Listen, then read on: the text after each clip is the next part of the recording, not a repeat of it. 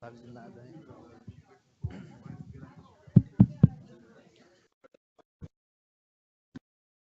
Olá, bom dia.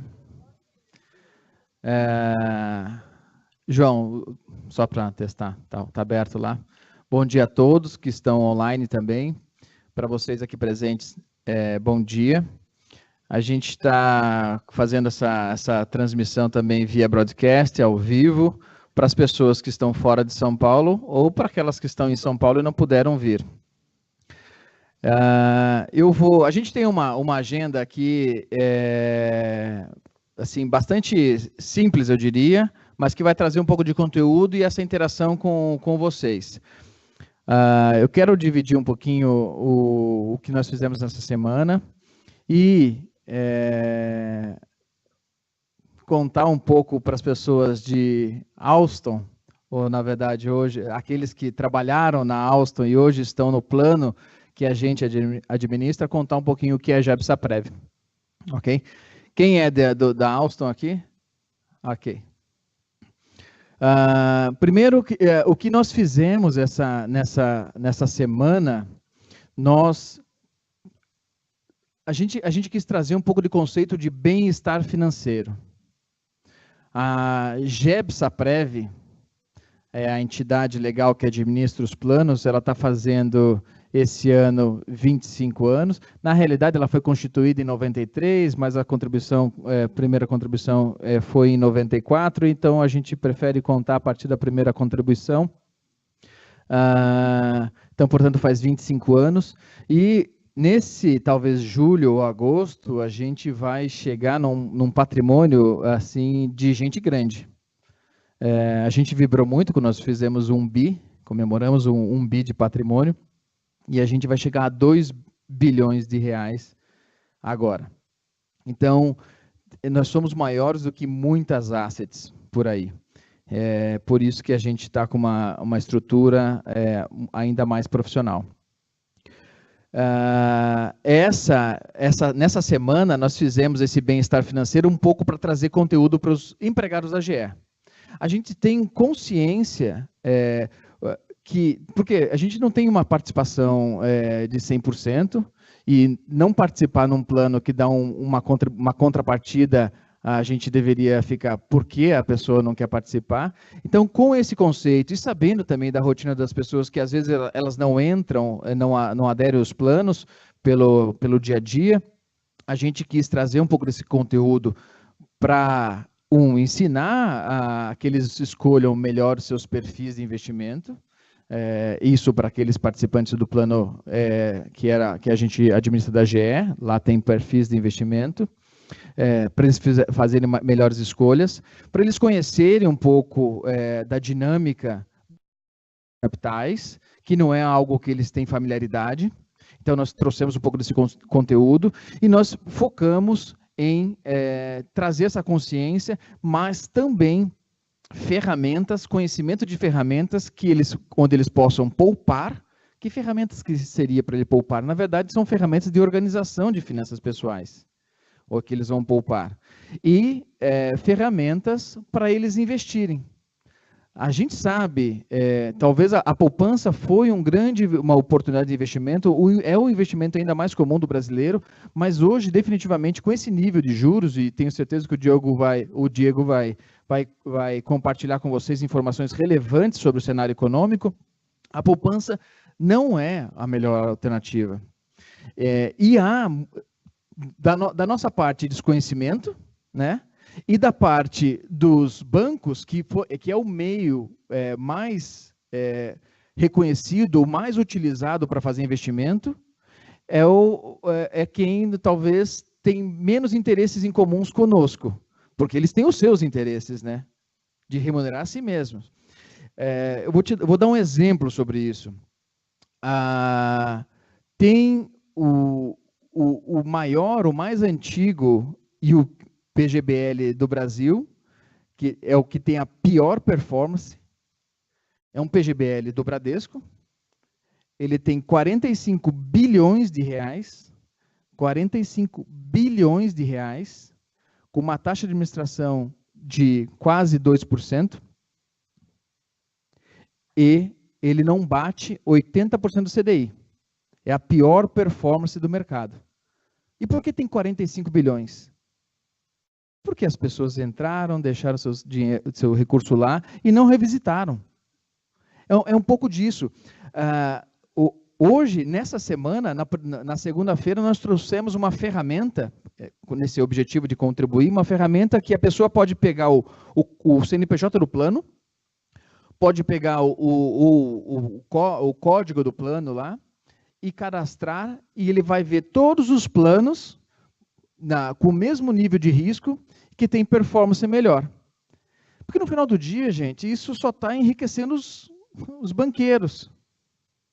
E a gente está perdendo oportunidade. Eu vou tentar lembrar de cabeça um cálculo que nós tivemos ontem de um colega da Vinci Partners, que é uma asset que faz gestão dos ativos da Gebsaprev, parte dos ativos de renda variável.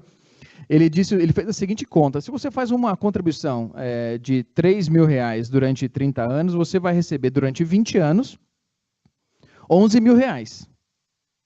Então, se você faz R$3 mil, você vai receber R$11 mil uma renda. Isso com 6%. Mas se você diminui 1%, essa renda cai de 11 mil para 9 mil reais. Ou seja, 1% que você perde na acumulação, nessa jornada toda, ou seja, de juros compostos, diminui 20% da sua renda.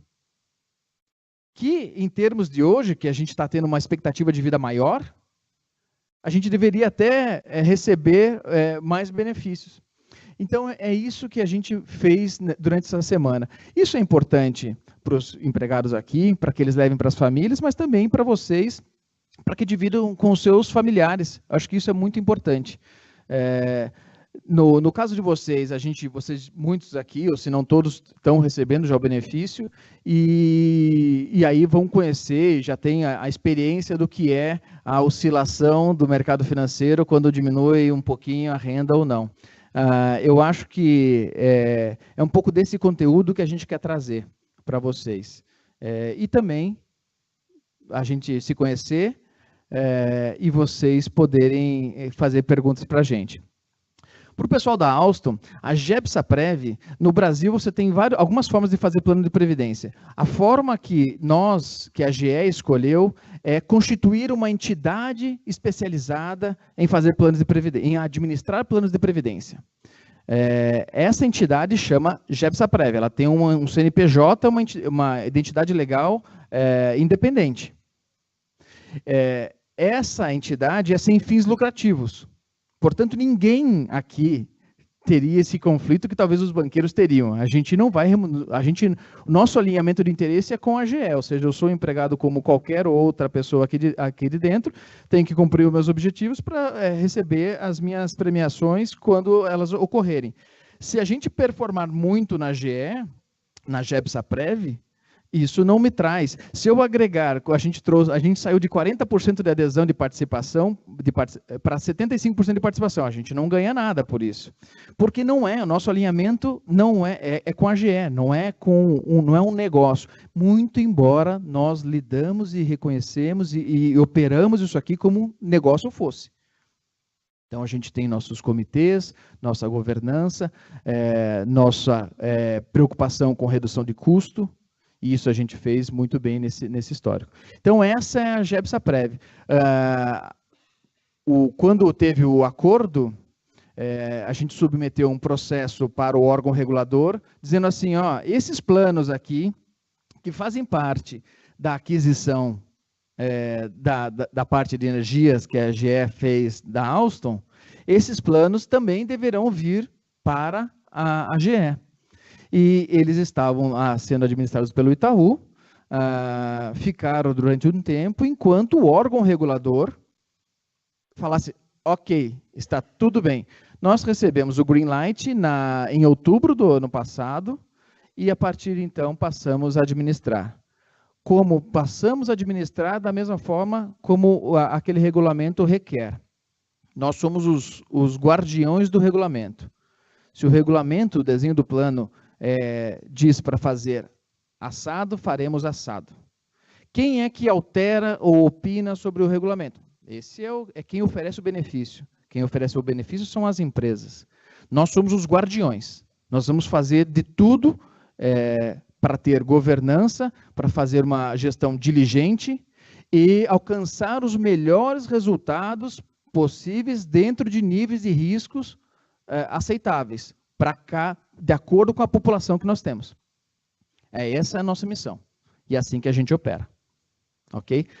A indústria de fundos de pensão tem muita notícia ruim dos grandes fundos, daqueles que são patrocinados até por estatais. Não vamos entrar no mérito, mas eu conheço muitos aqui em São Paulo, muitos outros fundos de pensão como o nosso. São 40 fundações multinacionais, empresas multinacionais que patrocinam planos como o nosso, e nesse âmbito não há qualquer problema. Nós fazemos uma gestão muito diligente, até porque a gente adota os princípios dessas empresas. A gente faz isso com um time, eu gostaria até depois que vocês conhecessem todos, são 5 pessoas que trabalham conosco, e a gente se vale de parceiros estratégicos para nos dar o advisory da gestão dos investimentos, a gente utiliza as assets para fazer os investimentos, e para fazer a folha de pagamento e outros, a parte operacional, a gente também utiliza provedores externos. E nós somos o time que expert, que valida e que acompanha e que faz, que garante que as coisas aconteçam como deve ser. Ninguém é perfeito, a gente pode cometer falhas, a gente não pretende isso, mas quando isso acontece, a gente tenta aprender rápido e corrigir imediatamente. É um pouco desse o espírito da GEB-SAPREV. Então, está aqui o seu Antônio Vieira, que ele contribuiu na Constituição, aqui o seu Antônio Vieira, ele contribuiu com a constituição da entidade lá em 93, na verdade, ele acabou de falar isso, quem fez foi a GE, né, ele só ajudou, mas acho que é a partir dessas cabeças que montam esses planos que a gente tem o benefício que tem hoje, nós temos 2 bilhões, e com esse conteúdo, com esse cenário é que a gente está, desde 94, aqui completando 25 anos, e com esse nível de solidez.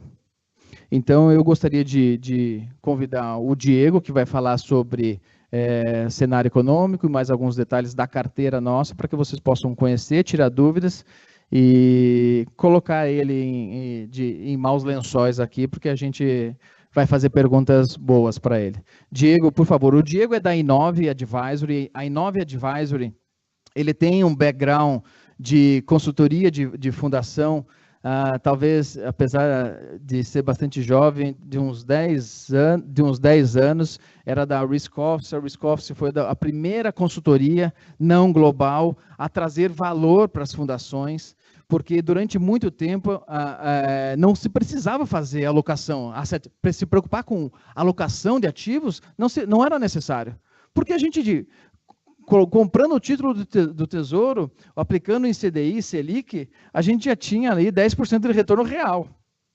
Tinha uma inflação gigantesca, os títulos, o Brasil não era um país que tinha um nível de risco adequado, portanto, os juros eram captados num nível ainda superior, e assim a gente ficava. A alocação era 90% em renda fixa, 10% em renda variável, e olhe lá, só para tentar entrar naquele mercado.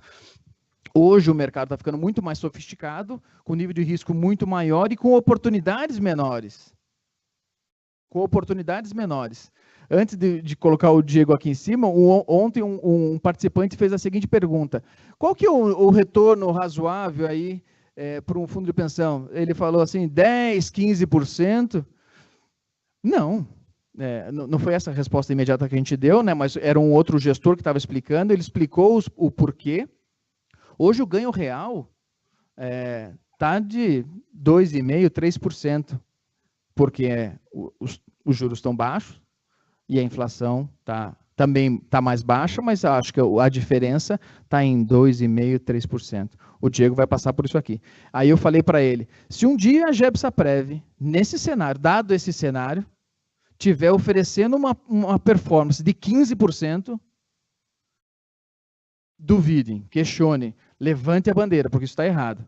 O gestor que estava aqui era o Fernando Lovisotto, da Vinci Partners, ele falou assim, 15% nem o Fernandinho Beiramar. Porque talvez essas sejam operações que possam dar aí algum retorno, mas nem o Fernandinho Beiramar. Ok? Então, é um pouco disso. Aproveite o Diego para conhecer um pouco do tema que ele vai falar e para vocês fazerem perguntas. Diego, muito obrigado pela sua presença e, por favor. Obrigado, Cássio. Bom, primeiro, bom dia a todos. Acho que hoje o objetivo, nós vamos falar um pouco da economia, o cenário econômico, como esse cenário impacta na carteira de investimentos, nos investimentos da Gebsaprev, quais são os cuidados que nós temos que ter na hora de fazer a gestão, qual a dinâmica proposta pela carteira, e para isso a gente vai acabar passando tanto pelo conceito do cenário local, como o cenário internacional, porque no final a economia é toda interligada. Fiquem à vontade para me interromper, por favor, eu acho até que flui melhor quando as perguntas vêm no meio da apresentação, porque a gente já discute sobre o tema. Então, por favor, me interrompam se acharem necessário. Eu queria só me apresentar, eu sou formado em Ciências Atuariais, então trabalho diretamente com Previdência, pós-graduado em Economia, e trabalho com fundos de pensão desde que eu saí da faculdade há 12, 13 anos atrás. Então, a gente sempre tive esse histórico. Hoje, na Gebsaprev, eu sou responsável pelo atendimento direto de vocês. Então, eu participo do comitê de investimentos junto com a Cássio, junto com outros executivos do board da GE, na hora de tomar decisão e na hora de fazer a alocação tática das carteiras, ou seja, realizar aqueles movimentos que nós achamos necessário, dadas as mudanças no cenário econômico. E acho que complementar ao que a Cássio comentou, antes de eu mostrar a economia, acho que um dado bem importante, principalmente para os senhores, que a maioria são aposentados, quanto será que da sua reserva provavelmente foi composta ali por juros, que o Cássio falou naquele cálculozinho que foi feito ontem? De um modo geral, hoje, quando cada um de vocês olha para o saldo que vocês têm na Gebsaprev, 60% ou um pouco mais do que isso até representa juros, representa investimento, para a gente ter uma percepção do quanto o investimento faz diferença na hora de você olhar para o seu saldo futuro, na hora de você olhar para a sua aposentadoria. Em termos de ou seja, os outros 40%, na verdade, são compostos por contribuição. E como, historicamente, a GE teve uma contribuição maior que o participante, no geral, né, lógico, cada um tem a sua métrica pessoal, mas, na média, a gente está falando que a GE contribui mais do que o participante. Então, dos saldos que vocês têm na aposentadoria, a gente vai ver que aproximadamente 15% somente é de contribuição do participante. Então, quando o Cássio colocou que não consegue entender quando uma pessoa não adere ao fundo de previdência, faz todo sentido. E por isso que é importante realmente divulgar essa informação, ter essa informação de que quando se investe num fundo de previdência privado, como a Gebsaprev, um fundo de previdência no qual você tem a segurança de estar com o seu dinheiro ali investido e sendo observado dos melhores níveis de governança, acaba sendo o melhor investimento que se existe para qualquer pessoa. Não existe no mercado nada equivalente a isso. Não existe no mercado uma coisa que você olha que você contribuiu somente com 15% e lá na frente você tem quase 10 vezes o valor.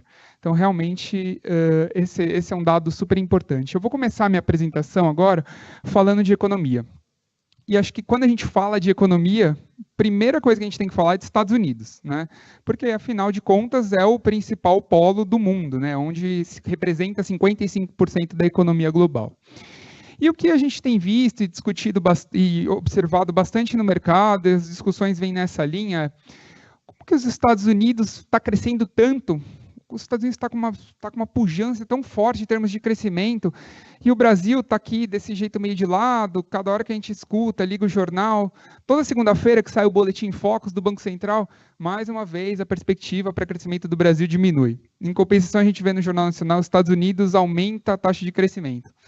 Por que essas coisas estão tão descorrelacionadas? Primeiro, vamos entender lá fora o que está acontecendo. Então, para eu entender o que está acontecendo nos Estados Unidos, primeira coisa é, ele cresce bastante? Sim. Só que parte disso, eu diria que é virtual. Por quê? Porque o que os Estados Unidos fez nos últimos anos? Na verdade, nos últimos 3 anos, ele aumentou sensivelmente os estoques. Então, se a gente olhar, ele está produzindo para fazer estoque. Todo mundo precisa de um estoque muito grande? Não. Vai chegar uma hora que não tem necessidade mais de estocar. Então, você vê que foi uma certa jogada do Banco Central americano e de quem conduz a política monetária americana, justamente em fazer o crescimento dar uma alavancada nesse período curto de tempo. Então, a gente acredita que esse crescimento americano não é sustentável por tanto tempo. Ele deve ficar realmente nesse nível um pouco mais baixo. Deve ficar num nível um pouco mais baixo daqui para frente. E aí, por que eu quero dizer isso? Porque qual a relação disso com o meu dinheiro aqui? O que tem a ver com meus investimentos na Gebsaprev?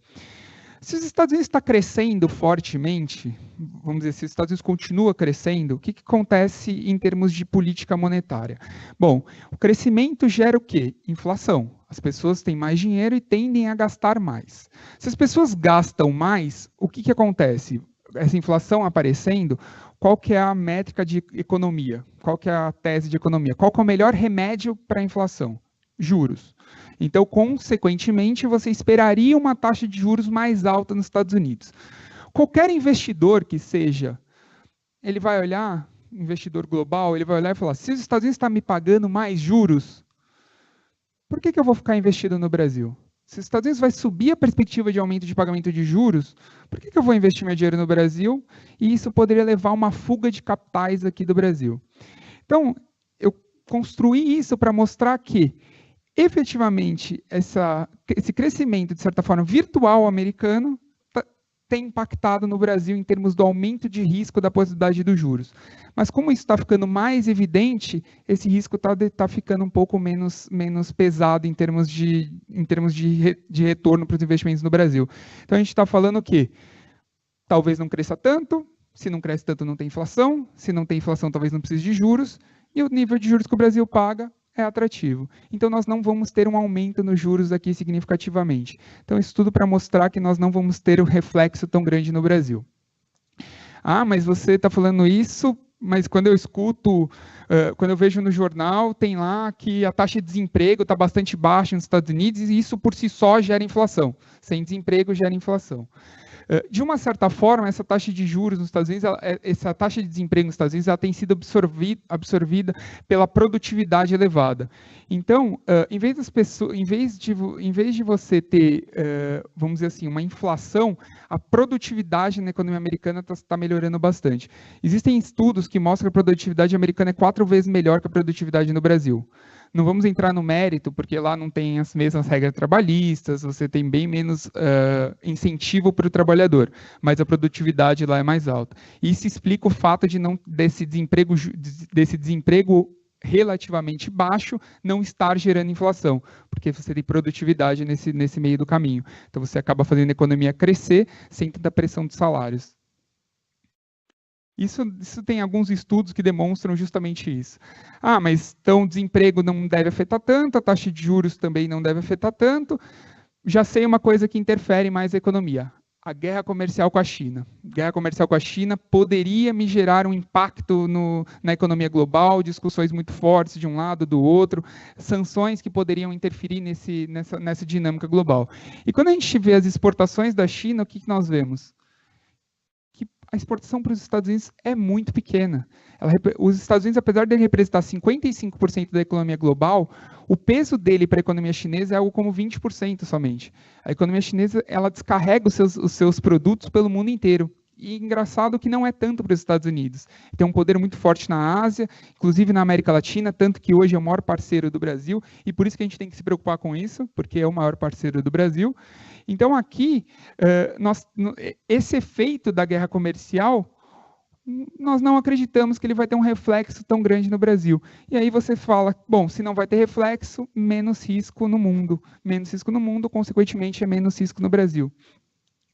Tudo isso para falar que, junto com a Europa, onde nós temos uma taxa de juros bastante controlada e um crescimento bastante estável, tudo isso reflete em quem? Baixo risco, inflação controlada, juros controlado. Isso quer dizer que a nossa taxa de juros deve ficar, por conta de pressão internacional, estável no nível que está hoje. Ou seja, a nossa taxa de juros hoje rende 6,5% ao ano, deve ficar nesse nível ou até cair num horizonte de curto e médio prazo. Então, para quem está acostumado, ou para quem busca os 15, se a economia, a taxa básica de juros paga 6, é o que o Cássio falou, é impossível a gente esperar alguma coisa mais que isso. Nem se você pensar no perfil mais agressivo possível, é factível entregar 15% ao ano. Descontando a inflação, está dando 2% real. 2%, é que os Estados Unidos é 2% para 10 anos, né? A taxa de juros de curto prazo nos Estados Unidos é alguma coisa perto de meio. A taxa, que aí a gente está falando da taxa de um dia, né? Então a taxa no Brasil de curto prazo é 2 contra meio nos Estados Unidos. A taxa de longo prazo no Brasil hoje está em alguma coisa perto de 3,5, entre 3,5 e 4, para ser mais preciso, 3,7, e a taxa de juros americana está em 2. Não é tanta diferença, né? Então, se a gente tem um risco elevando-se no mundo inteiro, o que os investidores fazem? O que os detentores de capital fazem? Saem e vão para os Estados Unidos, porque não tem tanta diferença assim para ele ficar no Brasil. Então, o que eu quis dizer? Como o mundo está um ambiente mais favorável para se investir, a gente tem ainda alguma oportunidade de receber esse dinheiro vindo dos mercados internacionais. Então, o Brasil ainda tem uma certa atratividade. Só que aí você olha para os dados brasileiros, você fica até triste, né, na verdade, porque as coisas não têm andado muito bem, né? Você olha os dados de crescimento, o país não cresce, não engrena o crescimento, o país mantém esse nível de crescimento bastante aquém do esperado, tem potencial para crescer muito mais. Vamos lembrar que a gente tem uma população jovem, a gente tem ali grandes recursos naturais, nós temos hoje uma estabilidade política, tem lá os seus problemas do dia a dia, mas é uma democracia diferente de outros países, e nós temos, consequentemente, uma população que, por viés, ela é disposta a consumir. É diferente de outros países no mundo, por exemplo, como no Japão, que, por exemplo, tem uma disponibilidade muito forte para a poupança. Aqui no Brasil, as pessoas são viesadas ao consumo. Então, nós temos tudo para um ambiente favorável aqui e receber esse dinheiro vindo de lá. Só que o que acontece? Aqui, no caso, o que tem impactado bastante o Brasil tem sido o campo político, né? E aí eu não vou entrar no mérito se é bom, se é ruim, mas o que está acontecendo é que essas divergências criam um certo ambiente de instabilidade. Isso faz com que, de alguma forma, nós tenhamos medidas sendo atrasadas, por exemplo, como a reforma da Previdência, reforma fiscal, várias medidas de curto prazo também sendo postergadas, e isso faz com que a gente só vá piorando a expectativa de crescimento. Então, nós abrimos aqui o ano com uma perspectiva de crescimento de 2,5%, e em poucos meses nós já estamos com uma perspectiva de crescimento de 1,2% aqui no Brasil. 1,2 é muito baixo, né, se nós pensarmos. O Brasil para colocar os novos entrantes no mercado de trabalho, ele tem que crescer a 2. Então, as pessoas que estão entrando no mercado de trabalho pela sua idade, ele tem que crescer no mínimo a 2% para você ter um crescimento real na economia. E ele está crescendo 1,2, então você vê que o crescimento acaba sendo negativo no final. Mas a gente tem esse cenário negativo. Por outro lado, esses últimos anos de bastante, vamos dizer assim, de bastante pessimismo e um ambiente conturbado para os investidores em geral e para a população como um todo, acho que todo mundo tem vivido isso, criou-se uma base que, vamos dizer assim, criou-se uma base que ali só falta um empurrãozinho para ela andar. Por exemplo, a inadimplência. Olha como a inadimplência caiu no Brasil. O que não é tão trivial, porque o desemprego, quando o desemprego sobe, geralmente a inadimplência sobe. Não é o que aconteceu. O desemprego subiu e a inadimplência caiu. Por quê? Porque as pessoas viveram a crise. As pessoas entenderam como que a crise repercute no bem-estar das famílias. E agora o que nós vemos é que as pessoas não estão mais consumindo. Então tivemos uma série de medidas para colocar dinheiro de novo em caixa. Teve, quando ele foi liberado o FGTS para as pessoas, o abono salarial, uma série de medidas do governo que deu dinheiro na mão das pessoas. E o que as pessoas fizeram? Pagaram dívida, não tomaram mais dívida. Então a gente tem hoje uma população pouco endividada, no geral. E um pouco mais confiante.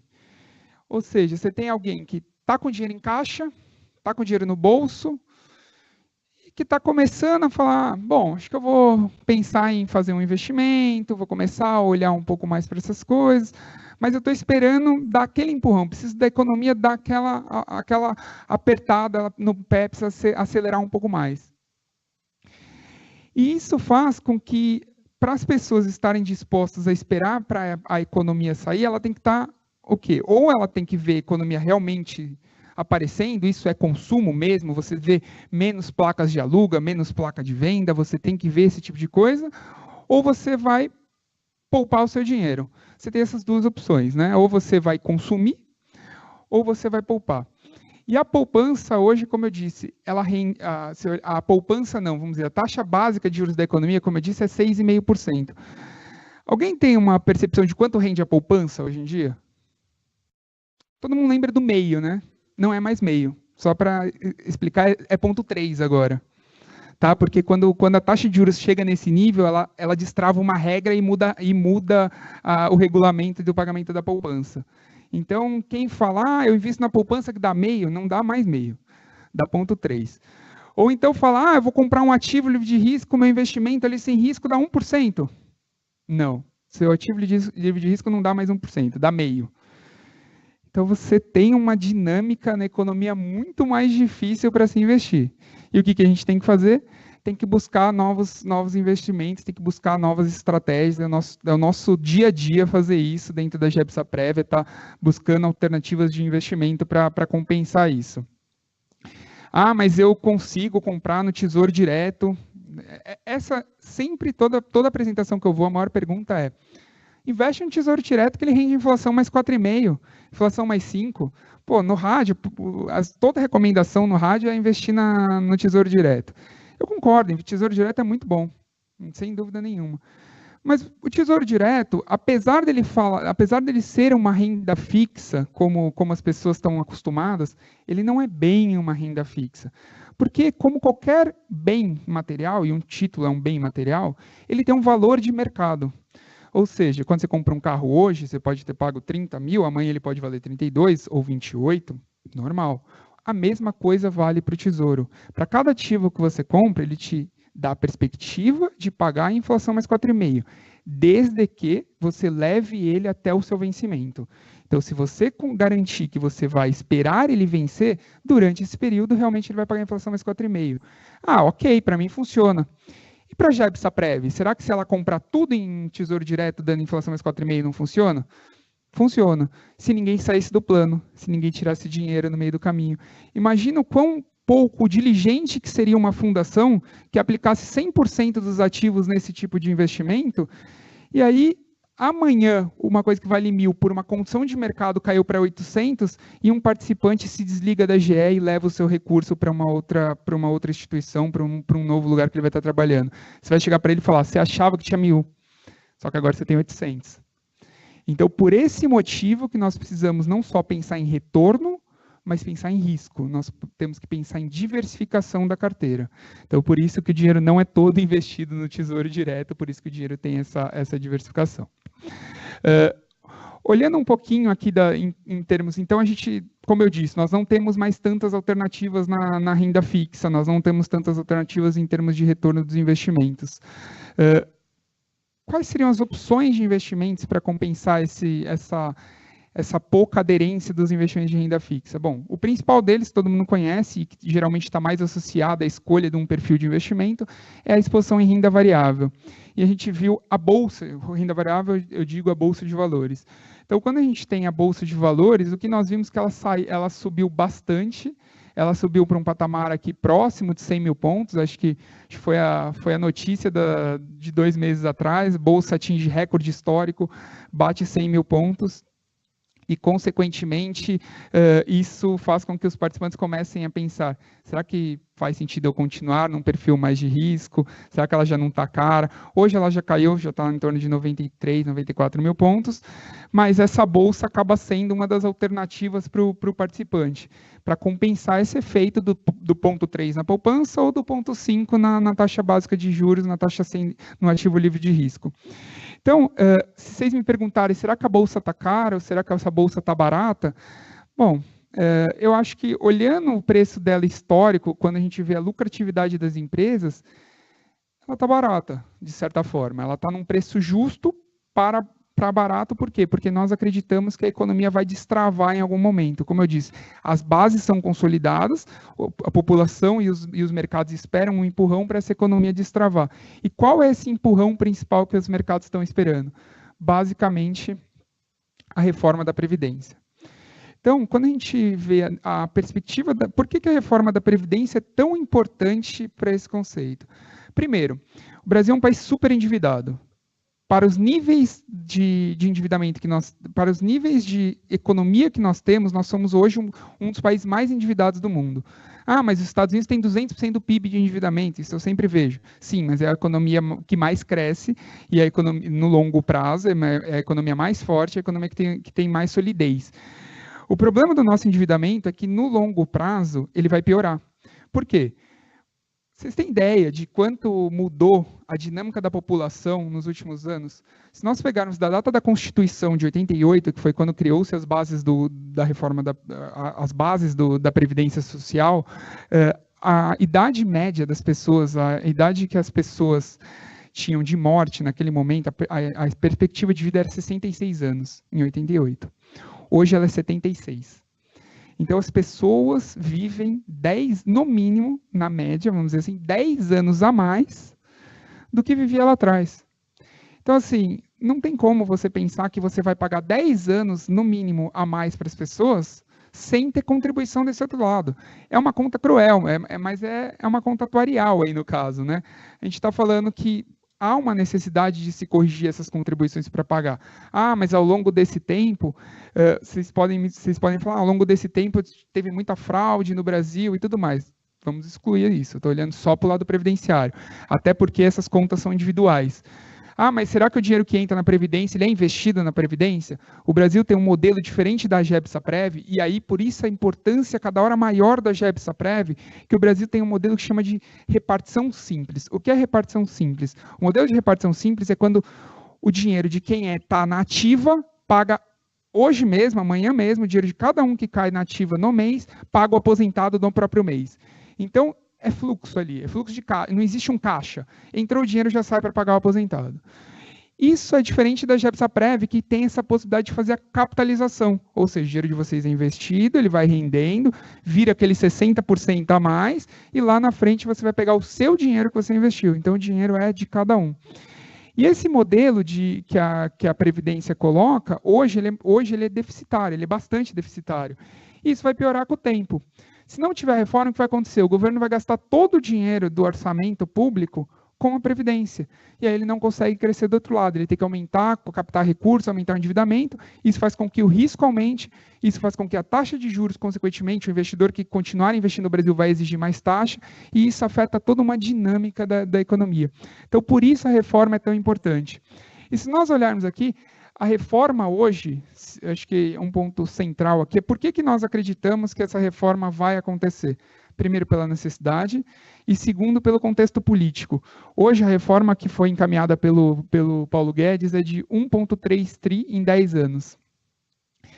O Centrão está fazendo todo esse barulho, os partidos de centro, esquerda, centro-direita, ali está fazendo muito barulho, a gente tem escutado bastante, mas as reivindicações deles, que é basicamente excluir a mudança na aposentadoria rural, mudar um pouco as regras de transição, mas não a regra básica, tirar professores, tirar o BPC, né, o regime de prestação continuada.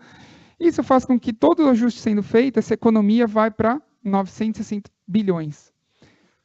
Está ótimo. A reforma do Temer que ia passar, há 2 anos atrás, ia passar com 700 bilhões de economia. Então, a gente está falando que mesmo com todos os ajustes sendo realizados, a tendência é que você tenha uma reforma maior do que a gente esperava até. Então, a gente viu que o governo, de uma certa forma, colocou uma gordura enorme nessa reforma, sabendo que ia perder alguns pontos, para chegar nesse nível. E esse nível afeta quem é aposentado ou quem já tem algum tipo de benefício, recebendo algum tipo de benefício? Não. Isso a gente está falando para os novos entrantes no mercado de trabalho, vai ter a mudança mais sensível, e para aqueles participantes que estão na ativa, vai ter mudanças aí, considerando uma regra de transição. Mas, no geral, todo mundo vai trabalhar mais, todo mundo vai ter que trabalhar mais e vai se aposentar um pouco mais tarde. O principal fator da mudança aqui é a idade mínima de aposentadoria, 65 para homem, 62 para mulher, e o tempo de contribuição mínimo que passa de 15 para 20 e para funcionário público de 15 para 25. O funcionário público sobe 10 anos, enquanto para o regime geral da entidade privada, somente 5 anos. Então, só essas mudanças já vão gerar essa economia enorme no mercado. E as mudanças principais em termos da reforma é a idade de aposentadoria, porque hoje você tem uma regra que soma-se a idade de aposentadoria com o tempo de contribuição. No caso, para mulheres são 85 anos, para homens são 95, a famosa 85-95.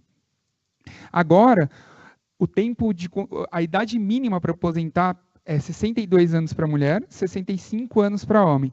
E o tempo de contribuição mínimo para você receber 40% do seu benefício, 60% do seu benefício, não 40%, e depois você pode complementar com 40%, vai ser de 20 anos nos organismos privados e 25 anos nos públicos. Então, eles apertaram um pouco essa regra da parte pública, de contribuição. Então, no geral, você vai ter que se aposentar com 65, com no mínimo 20 anos de contribuição. Para você chegar no máximo, ou seja, no salário máximo, é 40 anos de contribuição. Sobe 2% a cada um ano trabalhado. 60% do benefício. Hoje é 70%. Hoje tem um teto de R$5.000 e você tem esse fator previdenciário que com 15 anos você recebe 70%. Na nova regra, você vai ter esse fator previdenciário sendo trazido para 60%, ou seja, diminui ainda mais esse momento, e você ainda tem que trabalhar mais 5 anos ou 10 anos no caso da pública. Sim. É uma mudança... Nada, não tem nenhum impacto para os aposentados, que eu acho que é o que, é o que vocês realmente querem ter a tranquilidade, não muda nada. Não muda nada. Mas acho que esse ponto eu quis trazer, por quê? Porque com essa economia de quase R$1 trilhão, é dinheiro que de alguma forma vai melhorar o nosso dia a dia. Uma parte disso vai permitir um juros mais baixo, vai permitir que a economia desalavanque. Essa economia desalavancando, essa economia fluindo, o que acontece? Consequentemente, os investimentos de risco sobem. Os investimentos como a Bolsa de Valores, os investimentos que tomam algum tipo de risco. Então, por esse motivo que a reforma é tão importante. Acho que esse é o passo que nós precisamos para destravar.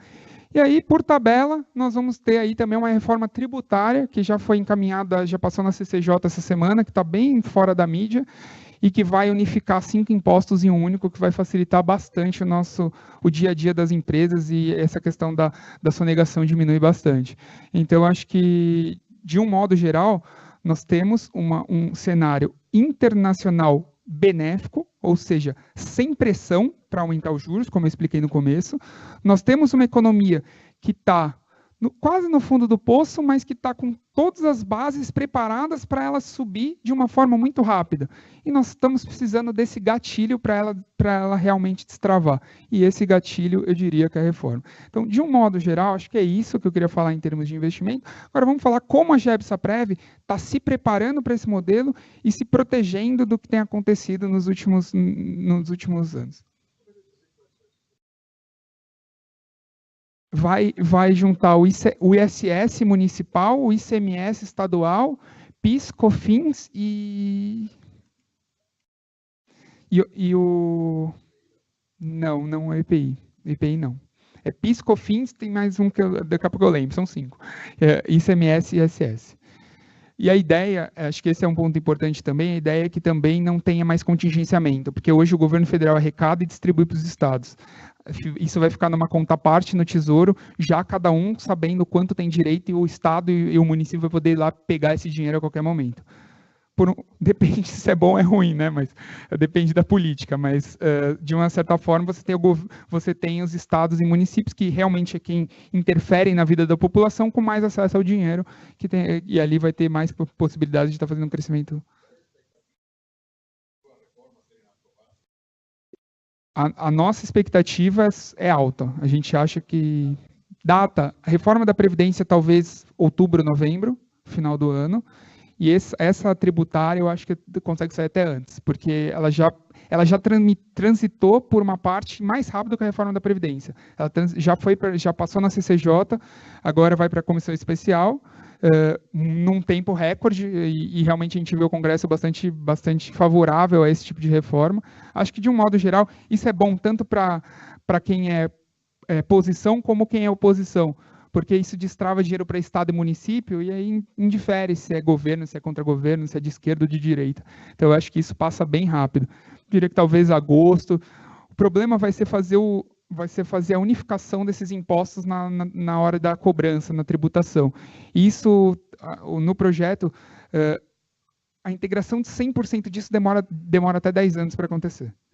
Mas já vai, de alguma forma, pelo menos já está direcionado. Acho que esse é o ponto principal.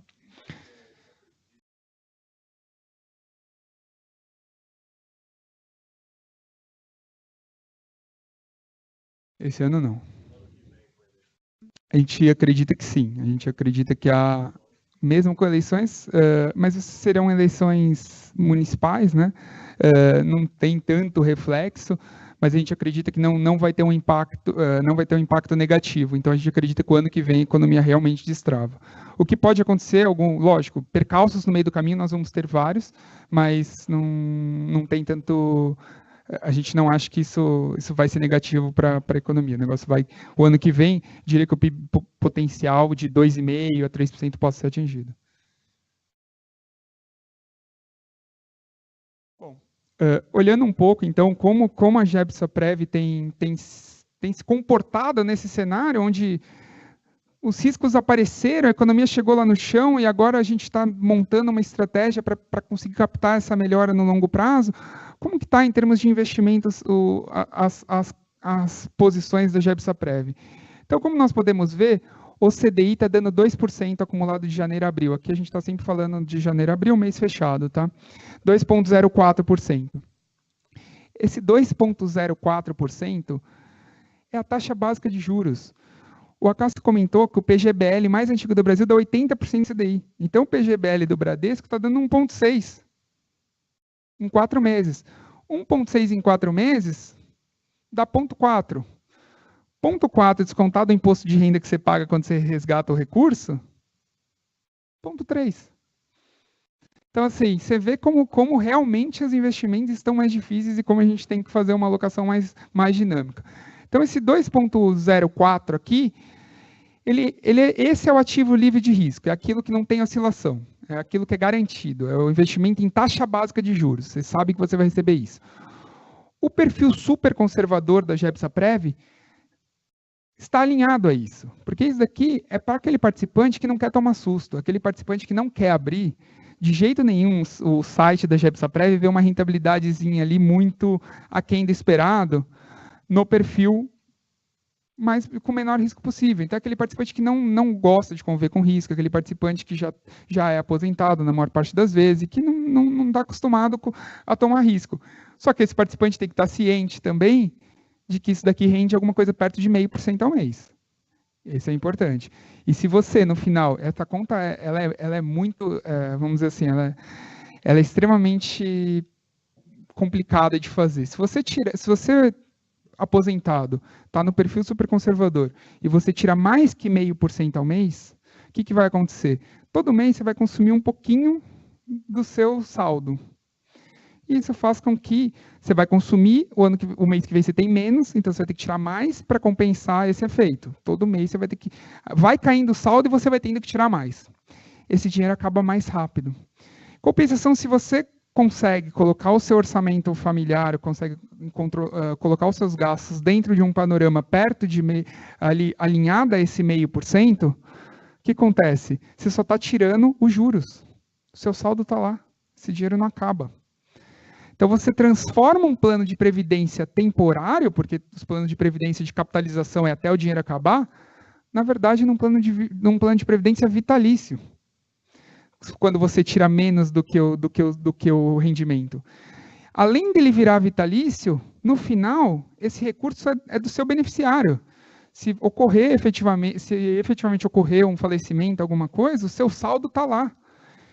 Então, os planos de capitalização, desde que bem geridos durante o momento de acumulação, ou seja, gerindo um bom dinheiro no momento da acumulação, e depois sendo conscientemente sendo tratados de uma forma correta pelo participante no momento da retirada, são os melhores planos de previdência que existem, porque são planos onde você tem a garantia de um benefício praticamente quase vitalício, que não acaba, porque esse dinheiro você só está tirando rendimento, e, além de tudo, um seguro de vida lá na frente, que é o seu saldo. Então, isso faz com que, num mundo onde a gente vai ter uma previdência privada, uma previdência pública muito pior, a previdência privada, como a Gebsaprev, seja, na verdade, a galinha de ovos de ouro para todos os participantes ativos da GE e para vocês que acabam já recebendo esse recurso nesse momento. Então, a Gebsaprev, que hoje, como eu disse, o super conservador tem um retorno bem alinhado ao CDI. O conservador, apesar do nome ser conservador, ele assume alguns tipos de risco e ele está com uma performance de 2,97 no acumulado desses 4 meses. Isso representa 145% do CDI.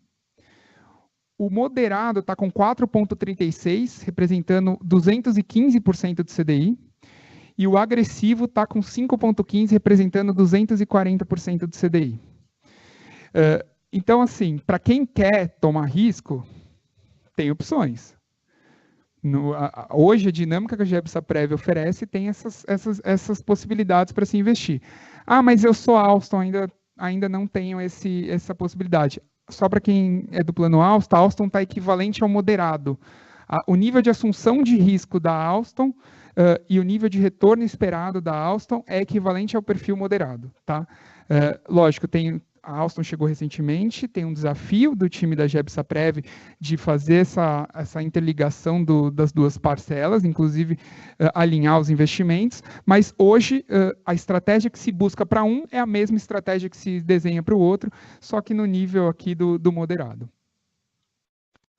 E como essas carteiras estão divididas em termos de alocação?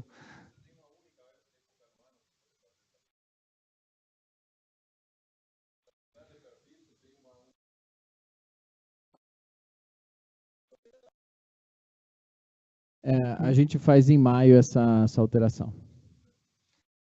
É no primeiro semestre do ano que a gente faz. Efetivamente, ela ocorre no mês de maio. Às vezes a gente consegue fazer no mês de abril, mas a comunicação é desde fevereiro. A gente já começa a fazer as divulgações. Fevereiro, março. Fevereiro, às vezes, não é um bom mês para você fazer esse tipo de comunicação. Então, se a gente começa em março, tem aí um mês para as pessoas entenderem, optarem, a gente faz diversos calls, e aí efetivamente entra a alteração efetiva em maio. Bom, então aqui hoje você tem essas características e como eles estão investidos, esses perfis. A gente chama de 6 macroestratégias, né? Então nós temos a renda fixa, sem risco, que é a renda fixa que não oscila, que é aquele CDI. A renda fixa médio risco é aquela renda fixa que oscila, é o equivalente ao tesouro direto.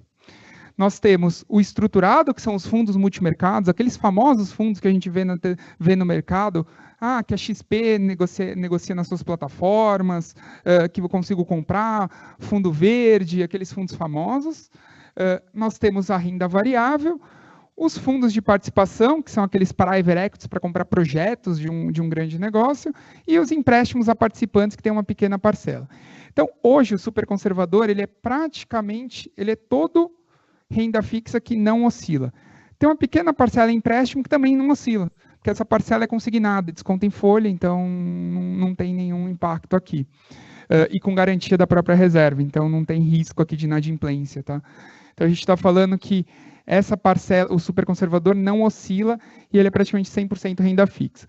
O conservador, notem como já alguns riscos são colocados aqui. Então, ele é 57% aqui praticamente renda fixa que não oscila, ele tem outros 25% de renda fixa que tem risco, tem 6% nos multimercados, 11% em bolsa e um pedacinho pequeno aqui de empréstimos e fundos de participação.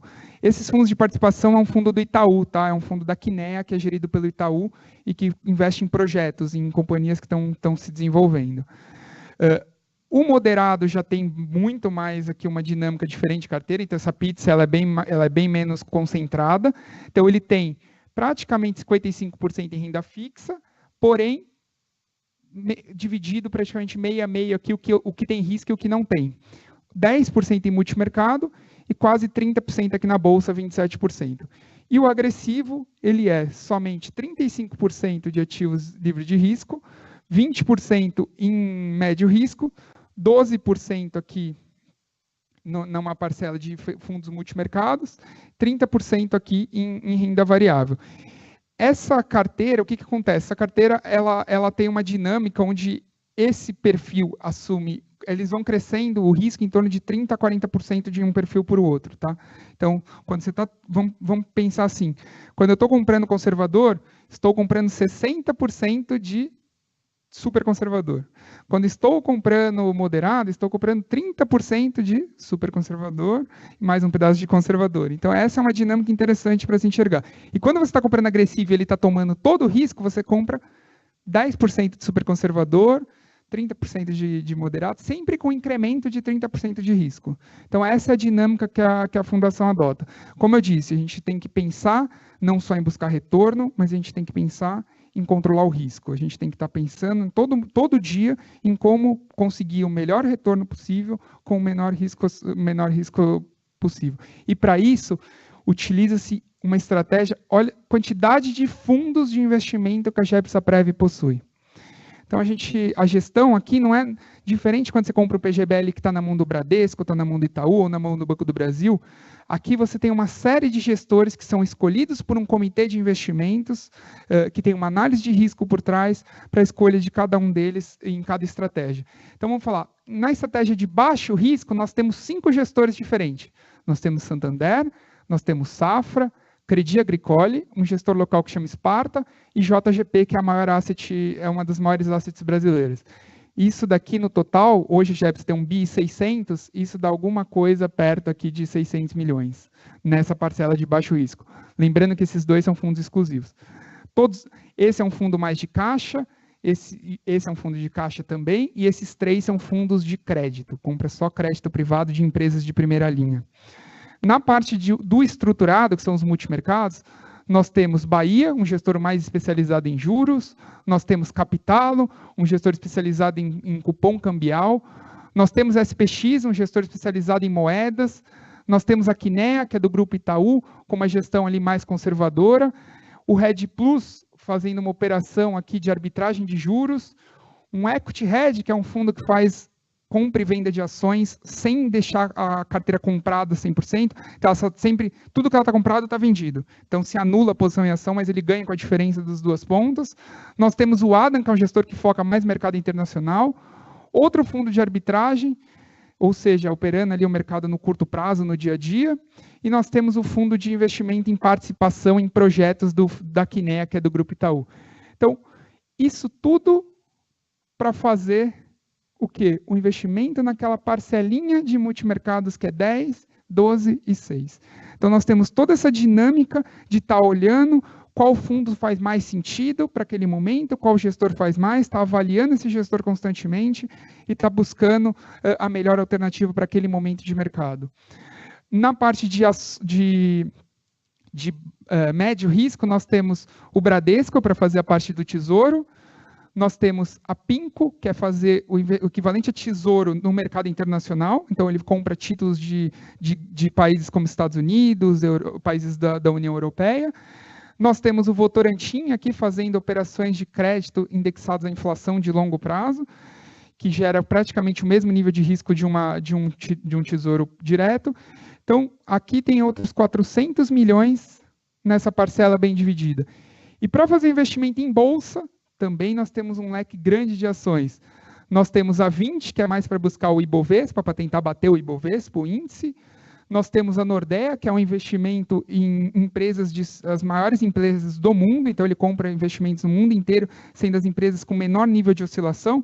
Então são empresas do patamar, por exemplo, de Johnson & Johnson, Coca-Cola, coisas que oscilam bem pouco. Nós temos o investimento da Nordea também, que é uma haste de Copenhague, eles são lá dessa região, e com investimentos sustentáveis, buscando empresas que olham sustentabilidade no mundo. Nós temos a Moat, que é um investimento de curto prazo em bolsa, aquele gestor que realmente compra posições baratas. A Nel, que faz uma gestão mais concentrada, somente com 10 ações, buscando empresas que oscilam pouco. Diferente da Leblon, que também é concentrada, mas com empresas que tendem a ter um crescimento maior e não olha tanto para oscilação, mas para crescimento. Bogari é um gestor mais de valor, ou seja, mais dividendos, busca empresas do setor elétrico, que tem pouca oscilação. E a Oceana, que faz uma concentração aqui em investimentos que ele considera barato na bolsa. Quando a empresa cai 20%, 30% ele compra. Então, olha a dinâmica que tem dentro da carteira e olha as diversas estratégias que compõem o portfólio, e por isso que a performance consegue ser interessante no longo prazo. Pelo Itaú.